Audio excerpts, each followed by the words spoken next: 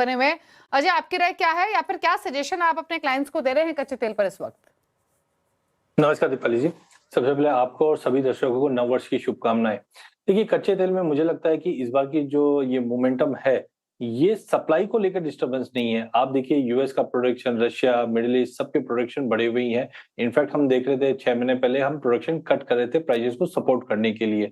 ये है logistic issue. तो मुझे लगता है जिस ढंग से लॉजिस्टिक इशू जब तक स्ट्रेट ऑफ हॉर्मुज़ से ओपन अप नहीं होगा, कच्चे तेल में तेजी कंटिन्यू चलती हुई दिखाई देगी। हायर साइड पे मुझे लगता है कि प्राइसेस वापस 1.35 से 1.40 तक का लेवल दिखा सकता है, बिकॉज़ अब हो क्या रहा है, अगर सऊदी प्रोडक्शन कर भी रहा है, तो वहाँ पे उसको स्टोर करने के लिए टैंकर्स की रिक्वायरमेंट्स है, और जब तक पुराने टैंकर्स बाहर जाके खाली नहीं होते और वापस नहीं आते हैं, तब तक स्टोरेज की इश्यूज आएगी, जिसकी वजह से हो सकता है प्रोडक्शन कट भी हम सुनते हुए दिखाई दें, और उसी के चलते मुझे लगता है 1.35 से 1.40 तक का लेवल दिख जाए। और इनकेस अगर आज लड़ाई अगर बंद भी हो जाती है, तो सभी चीज को नॉर्मलाइज होने में कम से कम आप मान के चलिए 1.5 से 2 महीने का पीरियड लगेगा। जिस ढंग से एनर्जी इंफ्रास्ट्रक्चर पे जो डैमेजेस हुए हैं पिछले 19 दिन की लड़ाई के अंदर, तो I think it will take time, और ब्रेंट ऊपर में 138 140 तक जा सकता है। एक इंपॉर्टेंट चीज ये भी है कि डब्ल्यूटीआई और ब्रेंट के अंदर $16 का एक स्प्रेड बन चुका है, जो जनरली 3 साढ़े $3 का रहता है और $16 का बन रहा है। ये हमने लास्ट 2012 के करीब देखा था, जब सेल प्रोडक्शन रिवॉल्यूशन आया था, तो डब्ल्यूटीआई में गिरावट थी और ब्रेंट ऊपर बढ़ रहा था। तो ये बढ़ने का मतलब ही है कि जियोपॉलिटिकल टेंशन अभी भी बना हुआ रहेगा, क्योंकि प्रीमियम्स एलिवेटेड पे $97 और 112, आप ये दोनों का स्प्रेड देखिए, ये मुझे लगता है कि $20-22 तक जा सकता है। इसका मतलब है कि ब्रेंट अभी भी मजबूत है। तो यानी ऊपर 135 प्लस लेवल्स भी देखने को मिल सकते हैं ब्रेंट में।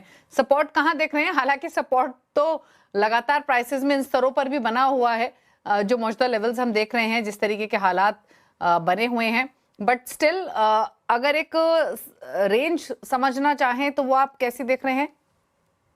दिवा जी, अभी तो बोलना बहुत डिफिकल्ट है, क्योंकि डोनाल्ड ट्रंप पे डिपेंड करते हैं कि वो स्टेप बैक करते हैं या फेस ऑफ के लिए कुछ और वेट कर रहे हैं।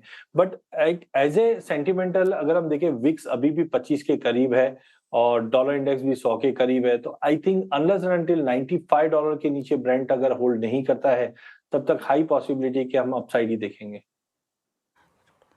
ओके, तो ये बातचीत हुई कच्चे तेल पर। फिलहाल अगर आप देखें, ब्रेंट 112 पर ट्रेड करा है जी। अच्छा, एक बार नेचुरल गैस के भाव और आपकी स्क्रीन पर लेकर आते हैं, क्योंकि नेचुरल गैस पर भी हमने इम्पैक्ट देखा था इन तमाम डेवलपमेंट्स का। और इस समय अगर आप देखें तो इंटरनेशनल मार्केट्स में 3.5% ऊपर है हालांकि आज, और घरेलू बाजार में 300 के आसपास भाव ट्रेड कर रहे हैं। नेचुरल गैस पर क्या व्यू है अजय आपकी, और क्या ट्रेडिंग स्ट्रैटेजी यहाँ पर रिकमेंड करेंगे? देखिए दिवाली, नेचुरल गैस में हम देखें तो ऑफ सीजन है। यहाँ पे आप पहले जो हीटिंग डिमांड थी विंटर्स को लेकर, वो अब पूरी तरह से खत्म हो चुकी है। बट मुझे लगता है कच्चा तेल बढ़ेगा तो नेचुरल गैस को भी सपोर्ट मिलना चाहिए, और सबसे इंपॉर्टेंट है यूरोपियन नेचुरल गैस, क्योंकि अब यूरोप के लिए विडंबना ये है, पहले रशिया से उन्होंने सप्लाई बंद कर दी थी, फिर बाद में हम टैरिफ के चलते यूएस से कम हो जाएगा, और मेजरली जो सप्लाई आ रही थी वो कतार से आ रही थी। जिस ढंग से कतार के एनर्जी इंफ्रास्ट्रक्चर पे हमले हुए हैं, डैमेजेस हुए हैं, उसकी वजह से यूरोपियन नेचुरल गैस तो बहुत तेज है, यूएस गैस कम है। बट यहाँ पे भी मुझे लगता है अब 290 के ऊपर प्राइस होल्ड करने लग गई है। 320 से लेकर 340 तक के भी लेवल हम देख पाएंगे। तो नेचुरल गैस में बाय करके चलिए 295 पे, 275 का स्टॉप लॉस रखिए, क्योंकि वॉलिटिलिटी ज्यादा है। बट ऊपर में मुझे लगता है कि कम से कम 330 340 तक के जोन पे हम नेचुरल गैस को जाते हुए देख पाएंगे।